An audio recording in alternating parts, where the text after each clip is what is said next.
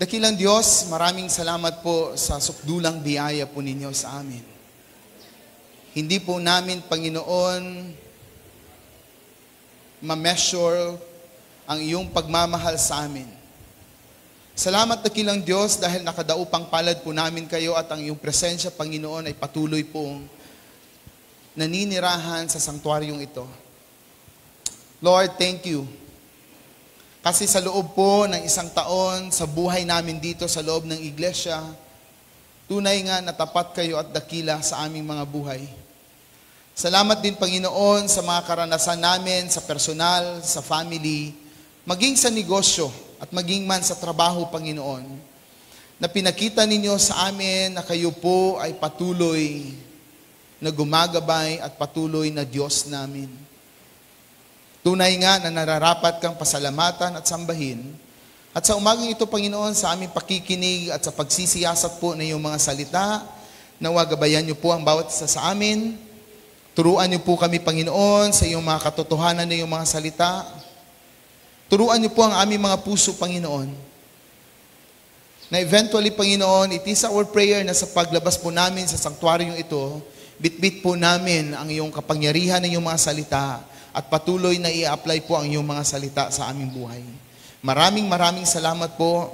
Itago niyo po ako sa iyong presensya. Itaas niyo po ang iyong katauhan. Ito po ang aming dalangin sa pangalan ng aming Panginoong Hesus. Amen at amen. So this time po, hiling lang ako, may katabi naman kayo, siguro lahat naman may katabi. Quick lang, ano yung greatest blessing ninyo this year? Okay, share. Your greatest blessing this year. Sige po. Share natin. Saglit lang. Okay. Say it. Okay? Sabihin niyo sa iyong katabi. My greatest blessing this year. Sa ating mga online viewers, pwede niyo pong i-comment dyan sa ating comment section. Ano po yung greatest blessing na natanggap ninyo sa Panginoon? Madami ba? Hindi natin maisa-isa. Tingin po kayo sa akin. Makinig po kayo. Sige, tingin kayo sa akin. Dito muna kayo. Okay. Isa sa patotoo, the greatest blessing that we have received in this church. Last year, we had a proposal na taasan, na i-maintain ang budget natin ng 1.4. And praise God, at the end of October 31, 2024, October pa lang, dumating na ng receipts ang church, umabot ng 1.8 million.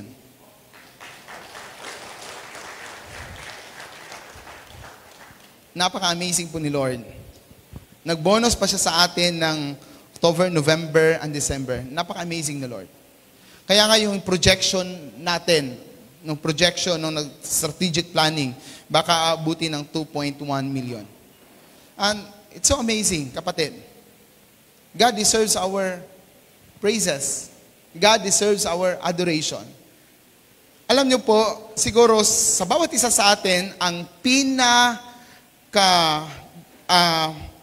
yung pinakamagandang blessing na pwede nating matanggap sa Panginoon, alam niyo kung ano?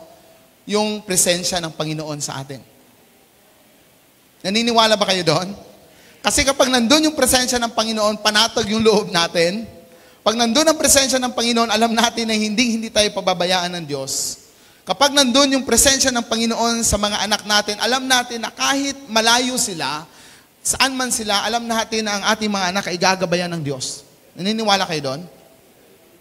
Kapag nandun yung presensya ng Panginoon, naniniwala tayo na kahit minsan sablay yung mga desisyon natin sa buhay, kapag nandun ang Diyos, tiyak po, na aakayin tayo ng Panginoon, dadalhin niya tayo sa isang katagumpayan na hindi nating inaasahan. That was the blessing na ibinigay ng Panginoon sa Israel. Yung binasa po na passage kanina, sa Ezekiel chapter 43, napakahirap po sa akin na maghanap ng passage, kung ano po yung passage na i-share ko this morning. And the Lord led me to Ezekiel chapter 43, ang blessing na ibinigay ng Panginoon sa bayan ng Israel, ang presensya ng Diyos.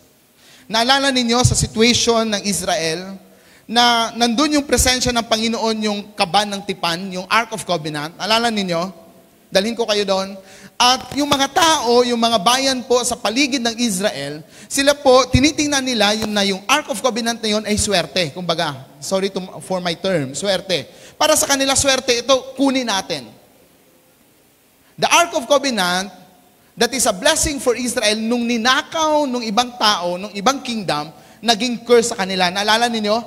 Kaya nga, ibinalik nila yung Ark of Covenant na yun kasi curse for them. And the worst thing na nangyari po sa Israel ay umalis. Tingin kayo sa akin. The worst scenario na dumating sa bayan ng Israel, umalis po yung presensya ng Panginoon. Inalisan sila ng presensya ng Panginoon. And that would be also the most strategic incident na pwedeng mangyayari sa atin na umalis ang presensya ng Panginoon. And it is always my prayer na itong sanktuaryo na ito ay talagang tirahan ito ng presensya ng Panginoon at hindi kailanman aalis ang presensya ng Diyos. Ito po yung book ng Ezekiel. Okay? Sundan niyo ako. 3 parts lang yung book ng Ezekiel. Una po, yung chapter 1 to 24, bago po yung destruction, bago yung captivity. Okay? Bago yung captivity, umalis muna yung presensya ng Diyos, kaya nga sinakop sila. And then, the next chapters, eto na po yung nandun na sila, kinaptive na sila ng Babylon. And then the last na mga chapters, yung after ng siege, yung promise ng hope ni God. At eto po yung pag-uusapan natin dito po sa third part, yung chapter 43. Pag-uusapan po natin yan sa buhay po ni Ezekiel. Sino po ba si Prophet Ezekiel? Si Prophet Ezekiel po ay galing po siya sa royal family. Kilala, bantog, at talagang dugong bughaw po. Siya po ay came from priestly family, at siya po ay isang mayaman, elite. Binitbit sila, sinakop sila, dinala po sila doon sa Babylon. Kasama po si Ezekiel doon. And then si Ezekiel has been called the most sophisticated prophet in communicating the message of God to people through prophetic signs and actions. Yung prophets po, most of the prophets, siguro maliban kay Ezekiel, lahat ng mga propeta ay nagsasabi, ito yung sinabi ng Diyos. Ito yung gustong sabihin ng Diyos. Ito yung dapat hindi ninyo gawin. Ito yung gagawin ninyo. Yun yung mga sinasabi ng prophets. Pero si Ezekiel po, iba po. Sinabi ng Panginoon sa kanya, maging propeta ka, pero walang anumang words na lalabas sa bibig mo. Are you following? Pwede ka maging pastor, pero magbigay ka ng message, pero dapat hindi ka mag-preach. You got the point? Ano po yung ginawa ni Prophet Ezekiel? Ito po. For 390 days, it's more than a year, he was lying on his left side for Israel. And then after ng 390 days, he lied on his right side for Judah. Are you following? Murag si Pastor Jane, muhigda dinhi sa pika sa left side for 390 days. Walay tindog. Walang tatayo, dun lang. Dahil sa sitwasyon ng bayan ng Israel. And then, he was eating exiles rations cooked with cow dung. Pastor Jane, totoo ba talaga yan? Yes. Yun yung message ng Diyos sa kanya. Gusto nang ipakita ng Diyos through kay Prophet Ezekiel, yung message niya sa Israel through these situations. Are you following? Ano pa? Cutting of his hair to symbolize the smallness of his remnant. Parang nagkalbo siya. Clapping his hand. Would you imagine na si Prophet Ezekiel, nagka-clap siya ng hands niya, stopping his feet. Hindi nagsasalita. Marami na kayo nakita niyan? Diyan sa tabi-tabi, marami kayong makita. He was eating his meals nervously. Hindi naman siya talagang nervyoso, pero kumakain siya parang ganon. Ganon po yung sitwasyon ni Ezekiel. Groaning, wailing, clapping, hitting himself, not mourning when his wife died. How about that? Sinabi ng Panginoon, gagamitin kita, ibibigay ko ang message sa Israel para mag-repent sila. Pero sinabi niya, ito yung gagawin mo. Ito lang. Wala kang sasabihin. Are you following? Ngayon, yung binasa natin kanina, chapter 43, ito na po yun. yung summary nun, when Israelites were in Babylonian captivity, nandun na sila sa Babylon, through a vision, Prophet Ezekiel saw a vision and recorded the future return of the glory of God in the temple and a command to faithfully follow the temple regulations set by God Himself to the Israel. So ito na po. Ang tanong na kailangan nating sasagutin sa umagang ito, paano tayo mag-respond sa dakilang katapatan ni Yahweh?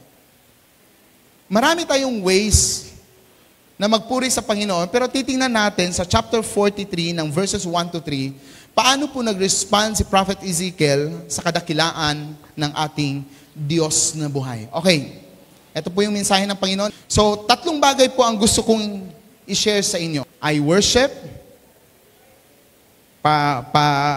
patihayang po yung kamay, I worship, I hear, and I obey. Ito po yung ginawa ni Prophet Ezekiel. Nung nakita niya na yung presensya ng Panginoon for the first time, are you following? Lahat ginawa niya yon without words. Nakita niya for the first time, Lord, eto na, bumalik na yung presensya mo. Anong gagawin ko? 3 things yung ginawa niya. 3 responses. He worshiped. He heard clearly the voice of the Lord. O do you imagine, for more than years, na nagsasalita, na wala siyang salita, yun yung ginagawa niya, walang salita ang Diyos sa kanya. And for the first time, he heard the voice of the Lord. And then lastly, he obeyed. Okay, first, Prophet Ezekiel fell face down for the glory of the Lord is coming back in Israel. Sinabi niya sa verse 1, basahin natin ng sabay. Go. Then the man brought me to the gate facing east. And so I saw the glory of God of Israel coming from the east. His voice was like the roaring of rushing waters, and the land was radiant with His glory. The vision I saw was like the vision I had seen when He came to destroy the city, and like the vision I have seen like the Kebar River, and I fell face down. The glory of the Lord entered the temple through the gate facing east. Then the Spirit lifted me up and brought me into the inner courts. And in verse 5, basahin natin ang sabay. And the glory of the Lord filled the temple. While the man was standing beside me, I heard someone speaking to me from inside the temple. Ito po yung nangyari. Gising siya noon. Nandun siya sa Babylon. Nasundan ninyo ako? Di ba, galing ng Israel, na-captive yung Israel, papunta ng Babylon. So ngayon, nandito na si Prophet Ezekiel, at nagtaka si Prophet Ezekiel, what God was doing in a foreign nation. Kasi they thought before, na si God para lang doon sa Israel, at hindi siya pwedeng pumunta doon sa ibang bayan. Nakuha ninyo? And then when he received the vision from God, excited talaga siya na mapakinggan ang Diyos. Kaya inisa-isa niya po, ito yung nangyari. Ito yun, ito na. Excited na ako. Kung ano na yung ipakita ng Panginoon sa atin, ito na. At ano po yung ginawa? First, ito po yung ginawa ni Prophet Ezekiel. He saw the glory of the Lord enter the temple. Wow! Ito na. Maybe some of you, hindi ninyo ma-feel masyado, pero sino na yung mga parents na talagang naging suwail ang inyong mga anak? Pero nung bumalik ang inyong anak, wow, amazing. Are you following? Eto na, nakita na ni Prophet Ezekiel na yung glory ng Panginoon, yung presence ng Panginoon, bumalik. And then pangalawa, Prophet Ezekiel saw the temple filled with the glory of the Lord. Hindi lang na pumunta o pumasok mismo sa temple, but it fills the temple. The glory of the Lord fills the temple. And what was the response of Prophet Ezekiel? Anong ginawa niya? I fell face down. I fell face down. Alam niyo po, yung fell face down na word or yung face down, ganito yon. Pakita ko sa inyo. Yung noo, ilalagay po sa floor. Yan po ang fell face down. Lapat ito sa floor. Are you following? Yun mismo yung ginawa ni Prophet Ezekiel. At alam nyo ano yung ibig sabihin ninyo? Yun? It is a sign of acknowledging, it is a sign of emptiness sa Panginoon. It is a sign of saying na, Lord, walang-wala ako sa iyo. At yung word na yan na fell face down, yun po yung laging ginagamit sa term natin na worship. That's why si Prophet Ezekiel nagsabi siya, I worship, I worship, I worship. I acknowledge that I am nothing without the Lord. Gaano man kagaling na meron ako, walang-wala, sinabi ni Prophet Ezekiel. At my question is this, how will we respond to the grandeur of the holy presence of God? Kailan nyo ba naramdaman yung presence ng Panginoon at paano kayo nag-respond sa presence ng Panginoon? How will you respond to His goodness and faithfulness in our lives for this year? My advice is, bow down before the Lord. Humble yourself before the Lord. Acknowledge Him. Acknowledge Him. It is not about us. Itong celebration na ito, it is not about us. It is for the Lord. Kaya nga yung vision natin sa likod na inyong program, yung vision ng church, yung mission ng church, may nakalagay dyan sa dulo. Ano yan? 5 words yun. For the glory of God. It's all for the glory of God at walang-wala po tayo dito. First po na na-learn ko na lesson, and it is foundational lesson. Our encounter to the very presence of God does not happen accidentally. The outpouring of God's glory, of God's presence, yan po ay hinahangad, yan po ay hinahanap. Hindi yan kusa na darating na lang sa atin.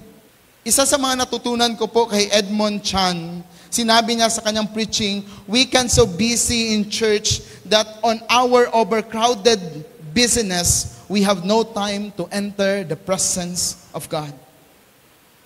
People of God, our main purpose, why we came to church every Sundays is we want to enter the very presence of God. Huwag yung gusto mo lang mabless ka. Kasi hindi lahat ng simbahan makayang ibigay yun. Pagpasok mo pa lang, kita mo yung mga ushers, baka hindi ka nag-greet ng maayos. Walang program na inabot sa iyo. Ma-frustrate ka lang. Kapatid, our first goal, main goal, kung bakit tayo pumupunta sa simbahan, if we want to experience the very presence of our God. Remember po, never go out from this place without going in the presence of God. Ulitin ko, never go out from this place without going in the presence of God. We equip people not only to prepare them to engage in the ministry, but we prepare people so that they can experience the Master. Nung time na yun na yung experience si Prophet Ezekiel, nagpatira pa siya sa Panginoon. Sinabi niya, Panginoon, sa'yo to, hindi sa akin to. He worshiped the Lord. People of God, I worship. I worship. I worship. Pangalawa po, sinabi ni Prophet Ezekiel, eto na, narinig niya na for the first time si Lord. Si Yahweh, eto na. Sinabi niya sa verse 6, while the man was standing beside me, I heard someone speaking to me from the inside the temple. He said, Son of man, this is the place of my throne, the place of the soles of my feet. This is where I will live among the Israelites forever. Grabe. Grabing pangako yan. Are you following? Tingin kayo sa screen. 3 pangako po ang binigay ng Panginoon. 3 pangako. This is the place of my throne, the place for the soles of my feet. At sinabi niya pa, this is where I will live among the Israelites. Sa Tagalog, sa binasa kanina ni Elder Noel, magpakailanman, forever. Sabi niya, eto na. Bumalik sa akin yung Israel, eto na. babalik na ako sa kanila and I will live for them forever. I will be their God and they will be my people. Wala na. Eto na. Tatapusin ko na ang kanilang captivity. Ibabalik ko na sila muli. Once again, si Yahweh, nagsabi siya sa mga Israel, yung bayan ng Israel was my own possession. He claimed his ownership again for the people of Israel. In Ezekiel 11:17, it says, "This is what the sovereign Lord says, I will gather you from the nations and bring you back to the countries where you have been scattered, and I will give you back the land of Israel again." Yan yung pangako ng Panginoon sa kanila. Ilang years? Many years na walang salita ang Diyos. Ngayon, nagsalita na ang Panginoon. At ito yung unang narinig ni Prophet Ezekiel, 3 promises from the Lord. I will leave this nation forever. Hindi na ako aalis. Susundan ninyo? Hindi na ako aalis. I hear.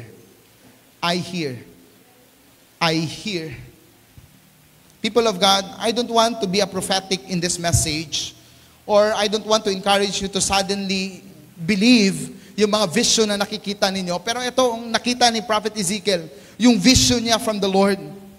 Ang gusto ko lang iparating sa inyo, maging discerning tayo na person. Every time that we are reading the Bible, every time that we are experiencing sickness, blessing, pakinggan ninyo. Are you following? Pakinggan ninyo ang loudness at saka ang softness ng mga experiences ninyo sa Panginoon. Kasi baka merong gustong iparating ang Diyos. Hear the Lord. Sa totoo lang, kapag sunod-sunod na ang dagok natin, ang suliranin natin sa buhay natin, I believe that the Lord has something to say sa iyo. Ito yung narinig ni Prophet Ezekiel. I hear. My question is, when was the last time that you hear the voice of the Lord speaking to you?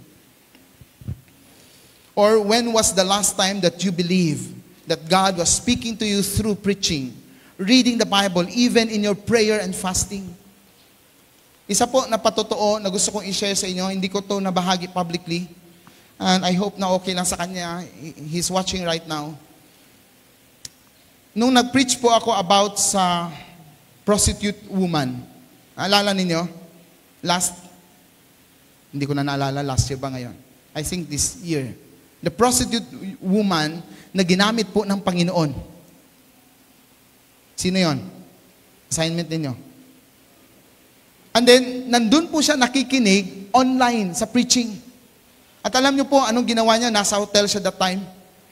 Umiyak, hindi niya naramdaman, hindi niya namalayan, tumulo na lang yung luha niya, umiyak siya sa Panginoon.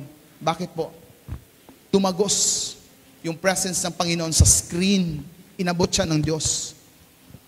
When was the last time that the Lord was speaking to you through your devotional, preaching, reading the Bible, even your prayer, even your fasting? Baka malayo-layo na. Baka pwede natin bisitahin muli, Lord. Naririnig pa ba kita, Lord? Nagsasalita ka pa ba, Lord? Gusto kong marinig ka.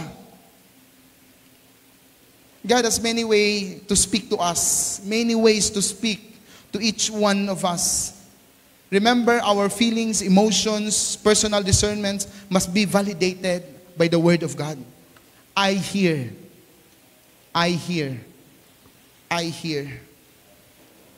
Kapatid, alalahanin lang natin na makinig kaya yung rema, yung the very voice of God, yung masasabi natin, conviction talaga to ni Lord. Naririnig ko si Lord, kaya medyo sensitive ako sa word na, thus saith the Lord. Or, narinig ko si Lord. Okay? Yung rema, yung very voice of God, dapat, sundan ninyo ako dapat po, ay navavalidate yan sa kanyang logos. Are you following? Yung very voice ni God, yung naririnig ninyo, na ito yung leading ng Panginoon, dapat na-validate yan sa kanyang written word. Kasi kapag hindi yan validated, kapag labas doon sa Biblia, marahil ibang boses yung naririnig ninyo. Kaya nga po, maraming kulto eh. Are you following? Maraming kulto, bakit? Maraming pastor na nag-start na they are good evangelists. But how come na at the end of their ministry, naging kulto sila, naging Jesus Christ na sila, naging God na sila, naging apostle na sila? Bakit? Kasi maybe nung una, si Diyos, ang Diyos pa yung naririnig nila. Pero yung kalaunan, hindi na si Lord. Kaya kailangang i-validate eh. Hindi po pwede na, narinig ko si Lord, eto na yun. So as we celebrate this Thanksgiving today, let us hear the voice of the Lord. Let us hear and listen to the voice of the Lord. What He wants us to heed and to obey. And that leads me to this last point. I obey. Ano yung una? I worship. I hear. I obey. Si Prophet Ezekiel, narinig niya na nag-command si God. And at the end of this chapter, sinunod niya ang Panginoon. Sinabi niya sa verse 7, the people of Israel will never again defile my holy name. Nagbigay ng prescription si God, eto na yung dapat ninyong gawin. Pag bumalik kayo sa Israel, eto na yung gagawin ninyo. Okay? Neither they nor their kings by their prostitution and the funeral offerings for their kings at their death, when they place their threshold next to my threshold and their doorpost beside my doorpost. Sinabi niya sa continue sa verse 8, with only a wall between me. Pader lang yung pagitan. They defile my holy name by their detestable practices, so I destroy them in my anger. I destroy them in my anger.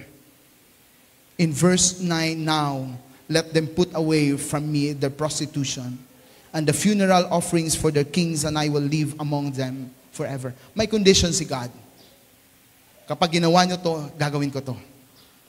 Pero, pag bumalik kayo sa bayan ng Israel, ibabalik ko kayo after 70 years, ibabalik ko kayo, wag nyo nang uulitin ang ginawa ninyo dati. Ito yun.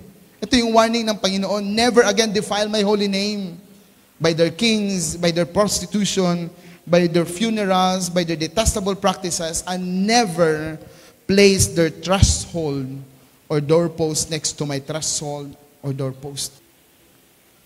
After na nagbigay ng description si God, nagsabi si God, okay, sukatin mo yung temple. Yung arrangement niya. Saan yung table, saan yung bread, unleavened bread, saan yung candle, yung menorah, saan. Saan yung incense. Tingnan mo. Arrange mo. It exits. Saan ba? Kasi during this time, wala na po talaga yung temple. Sira na. Sunog na. Are you following na kung bakit nilusob talaga ng bayan ng Babylon yung temple? Kasi etong loob po ng temple, parang sample na parang ganito. Yung Temple of Jerusalem, ganito siya. Lahat po yan, wala kayong makita na hindi plated ng gold. Lahat po yan gold. Pati yung nilalakaran ninyo. Kaya nga nilusob sila kasi ang daming yaman ang meron doon sa temple na yon. So sinabi ng Panginoon, wala na yon, sira na yon. So tingnan mo yung arrangement, yung exit, yung entrances, its whole design. At higit sa lahat yung regulations and the laws. Kasi dapat wala, dili ta magsipyat ana. So gipakita sa iya ang pangutana, why? Why? Bakit? After ng prescription, bakit yung description ng temple? Bakit? Kasi ready na si God na bumalik muli sa temple niya, sa kanyang sanctuary. Ready na siya. Kaya nga after ng exile, 70 years, ginamit si Zerubbabel para ipatayo muli yung temple. Ginamit sino yun? Si Ezra para ituro yung Jewish law. And ginamit si Nehemiah para i-restore yung wall ng Jerusalem. I obey. I obey. I obey. CEC family, as we celebrate our Thanksgiving today, let us continually be obedient to the Lord. Isa lang po ang gusto kong i-accomplish sa church na to as a pastor. Gusto ko lang maging obedient sa leading ng Panginoon. After all, I gain nothing.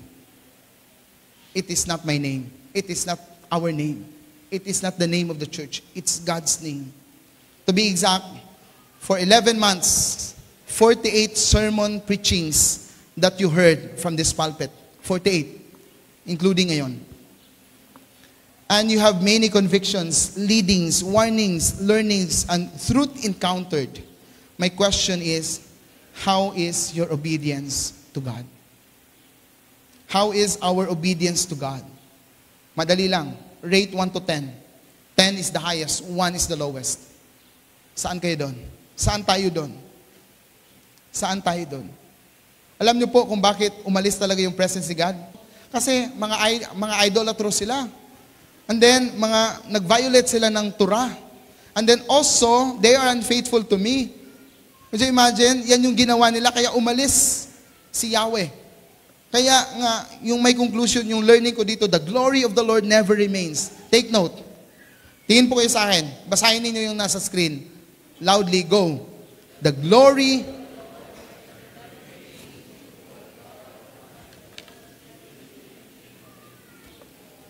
Yes. Thank you. And that's a promise to the Lord. That's a promise from the Lord.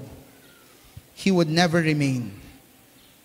Sa mga taong idolatrous, disobedient, and unfaithful sa Panginoon. It is my prayer and longing to the Lord that this church will continue to be faithful to the Lord. So people of God, hear the warning of the Lord. All we do here in this church is not for the fame of somebody. It is for the fame and the glory of our Lord Jesus Christ. Sinabi ni Lord sa Isaiah chapter 42. Basahin natin ng sabay. Go. I will take hold of your hand. I will keep you and will make you to be a covenant for people and a light for the people, for the Gentiles, to open eyes that are blind, to free captives from the prison and to release from the dungeon those who sit in darkness. I am the Lord. That is my name. And I will not yield my glory to another or my praise to idol. It's all for the glory of God. 3 responses na pwede po natin bitbitin sa pag-uwi natin as we celebrate our Thanksgiving Day. Una, worship the Lord. Hear the word of the Lord. Pakinggan mo ang Panginoon. And lastly, obey the commands of the Lord. As always say this, that preaching does not end in amen. Praise the Lord. Preaching always end in obedience to the Lord. At gusto kong iwan itong mga reflection sa bawat isa sa atin. Simple reflection, how have I grown in my worship of the Lord this year? Nag-grow ba ako sa aking personal worship sa Panginoon? Have my experiences, good and bad, this year brought me closer to the Lord, or have I just wasted them? Nasayang lang. Sayang yung encounter na yun na hindi naman tayo nag-grow sa Panginoon. Have I completely obeyed the Lord this year? And people of God, may our Thanksgiving celebration today not be wasted, but will give a big impact to our personal life, family life, work and business life, and even in our church life, and even to our visitors, guests we have today. Nawa po, bitbitin natin sa ating pag-uwi. Ano yon? I worship and I obey. Lord, I want to worship you. Lord, I want to hear you clearly. And Lord, help me. So help me, God, that I want to obey you faithfully. God bless.